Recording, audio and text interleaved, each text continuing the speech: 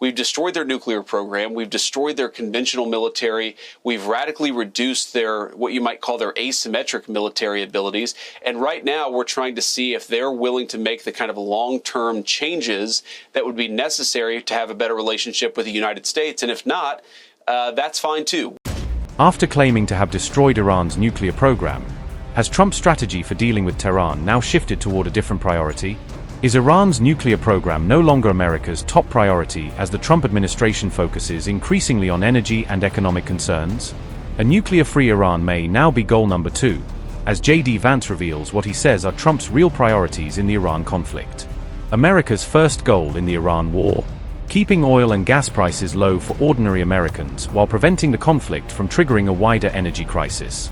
JD Vance has revealed Trump's key war priorities, with cheap energy and preventing Iran from obtaining a nuclear bomb at the center of Washington's strategy. That's goal number 1. Keep oil and gas cheap for Americans all over our country.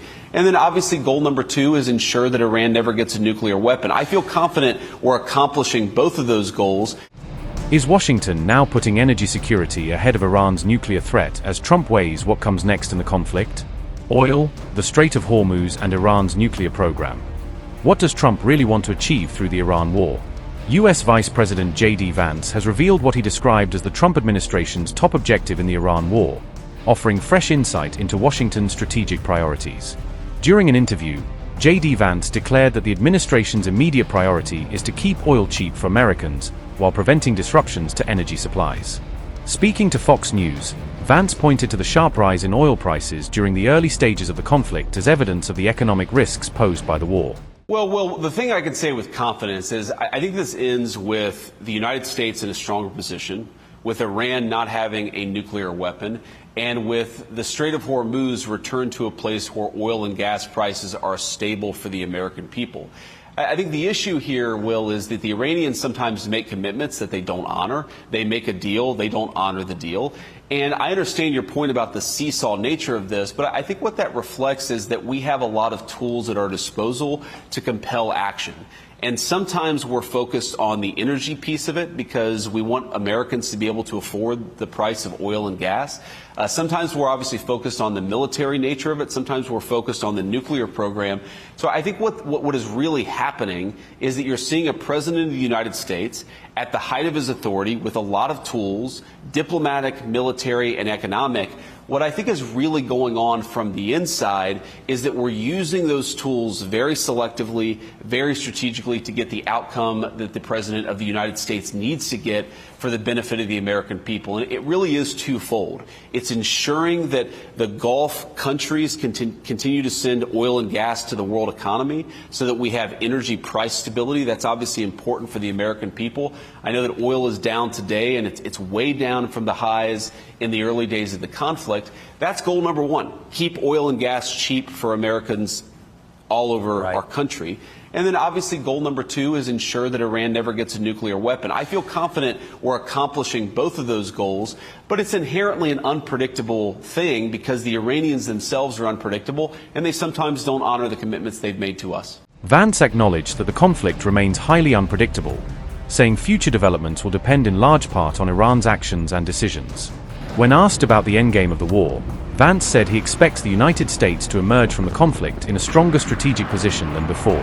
The remarks come as the ongoing Iran war continues to place intense pressure on global energy markets, raising concerns over oil prices, supply routes, and broader economic stability. U.S. CENTCOM Chief Admiral Brad Cooper reportedly backed renewed strikes on Iran, according to a report by Israel's Channel 13, potentially signaling a major shift in Washington's approach. Channel 13 reported that Cooper urged attacks against Iran's oil, gas, and electricity infrastructure, which could significantly escalate the consequences of any renewed military campaign. The report claimed Cooper made these remarks during a recent visit to Israel, where discussions reportedly focused on Iran and the possibility of further military action. Cooper was reportedly said to have met Israeli Chief of Staff Eyal Zamir along with other senior Israeli military commanders during the visit. The report also claimed Cooper discussed the issue with General Dan Kane, with the details of those discussions reportedly reaching President Donald Trump. Admiral Brad Cooper said, and I quote, "Striking infrastructure in Iran will change the rules of the game, will hurt the Iranians badly, and in the current situation they will not change their positions, unquote. According to the report, the CENTCOM chief allegedly told Israeli officials that the United States may have no choice but to resume fighting Iran if the situation deteriorates further. Channel 13 further reported that Washington would need Israel's cooperation to carry out any renewed joint strikes against Iranian targets. However, CENTCOM rejected the account, with the report being described as false, according to Iran International, leaving the claims about Cooper's alleged push for renewed strikes disputed.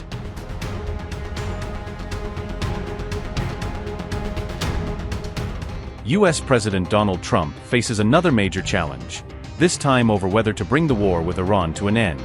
Trump's top general has reportedly pushed for an off-ramp that could help bring the escalating war with Iran to an end. Chairman of the Joint Chiefs of Staff Dan Kane is reportedly concerned that further escalation could deepen the risks of the war, according to CNN. The U.S. general has also reportedly warned that air power alone could face serious limits if Trump chooses to escalate military operations against Iran. Dan Kane reportedly cautioned that expanding military options against Iran could ultimately backfire on Trump and his wider war strategy. The top general also reportedly raised his concerns with CIA Chief John Ratcliffe, Secretary of State Marco Rubio, and Vice President JD Vance.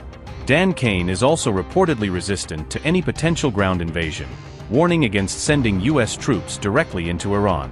However, Kane reportedly warned Trump that a prolonged war could further deplete America's already strained weapons stockpiles.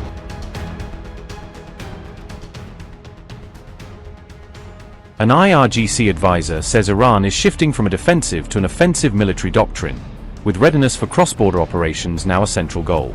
Nadi claims Iran is producing more ballistic missiles than it is firing, a statement that Iran International reported but which cannot be independently verified. Nadi says the latest directives to Iranian commanders emphasize hybrid warfare, combining military power with diplomatic, economic, social, and media tools. Mohammad Reza Nadi said, and I quote, "The latest directives to Iranian commanders emphasized hybrid warfare, which is a mix of coordinated use of military, diplomatic, economic, social, and media capabilities. Our production of ballistic missiles exceeds the number being launched. In other words, we are producing more missiles and making them available to our forces than are being fired on the battlefield. We also have a production capacity for drones that exceeds their rate of use and launch, and we have significant production capacity. Production of this equipment will continue, and even if the war lasts for several years, ballistic missiles will still be produced and fired at the enemy on the final day of the war." Unquote.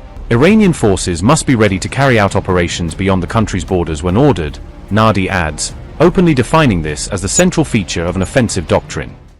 Whenever the situation demands and the order is issued, we must be capable of extending operations into enemy territory and conducting missions far from our own land. These are the characteristics of an offensive doctrine that must be realized. The IRGC is now tasked with achieving this readiness and developing the capability to execute such operations at the appropriate time. Upgrade your news experience with the all-new HT app. Download now.